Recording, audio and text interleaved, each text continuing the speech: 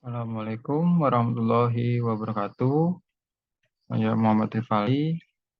Dalam kesempatan kali ini saya akan mempresentasikan tentang UMKM dan kebijakan pemerintah.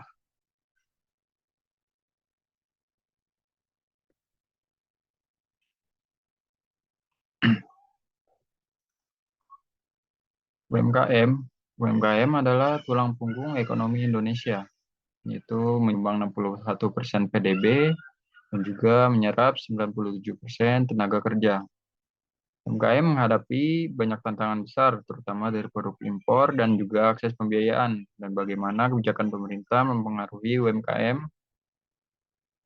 Berikut adalah gambaran UMKM. Gambaran UMKM dalam perekonomian Indonesia, yaitu UMKM sebesar 64,1 juta jumlahnya dan berkontribusi pada PDB setara 8,5 T atau 61,07% dari PDB, dan serapan tenaga kerjanya sebesar 97,02%. Investasi di sektor UMKM berada di kisaran 58,18%, ekspor UMKM non-migas sebesar 14,37%, pemanfaatan teknologi digital yang dilakukan oleh UMKM hanya sebesar 13%. Apa sih tantangan yang dihadapi oleh UMKM tersebut? Pertama, kebijakan pemerintah dalam melindungi UMKM.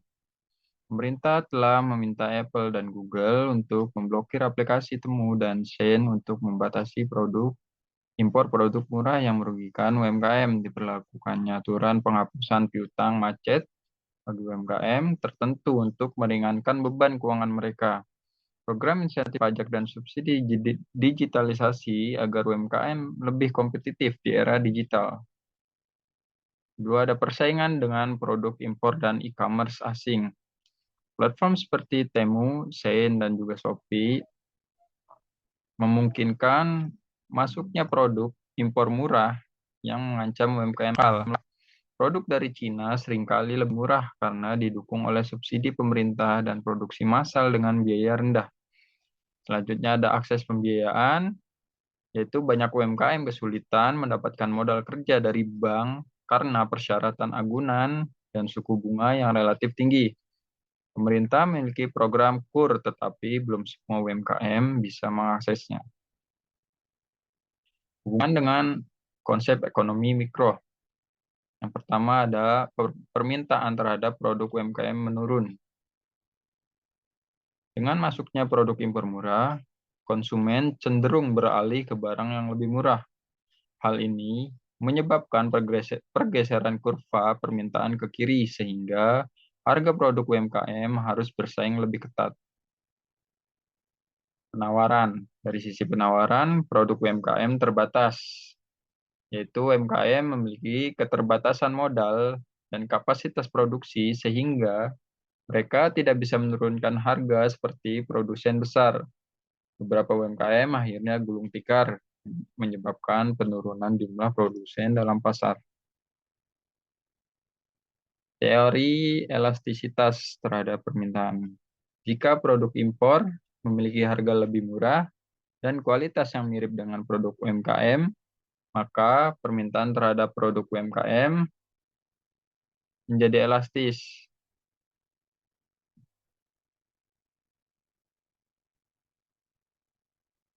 Artinya, sedikit saja kenaikan harga produk UMKM dapat menyebabkan penurunan permintaan yang besar.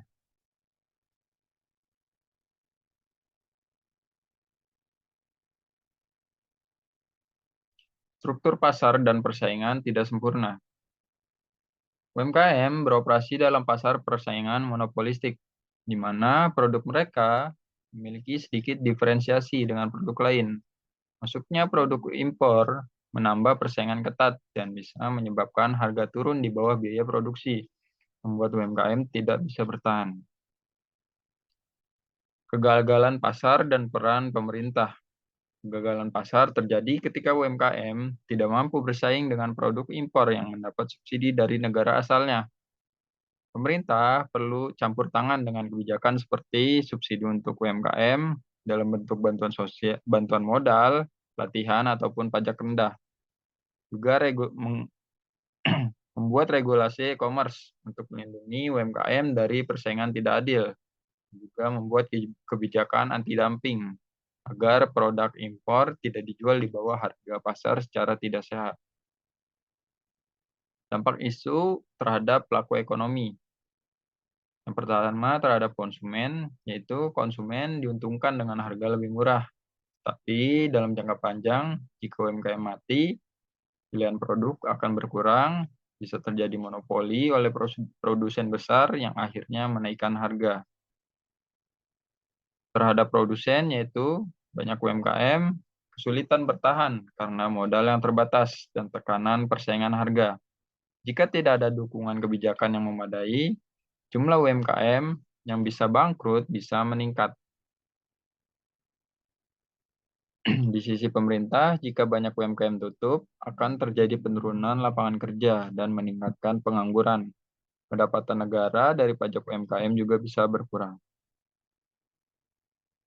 Saran dan juga solusi kebijakan untuk UMKM Indonesia. Yang satu ada peningkatan akses pembiayaan, yaitu memperluas jangkauan dan sosialisasi program KUR agar lebih banyak UMKM dapat mengakses modal dengan bunga rendah. Penguatan regulasi e-commerce, implementasi ketat Permendag nomor 31 tahun 2023 untuk membatasi masuknya produk impor yang murah yang merugikan UMKM. Peningkatan daya saing UMKM melalui pelatihan dan pendampingan untuk meningkatkan kualitas produk, efisiensi produk, dan strategi pemasaran digital.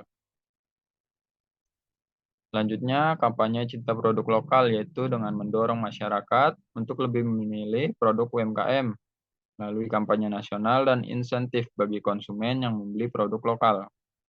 Dan yang terakhir, penghapusan piutang macet untuk UMKM. Presiden saat ini, Pak Prabowo Subianto, menandatangani peraturan yang memungkinkan penghapusan piutang macet bagi UMKM tertentu, memberikan kesempatan bagi mereka untuk memulai kembali usaha tanpa beban utang masa lalu.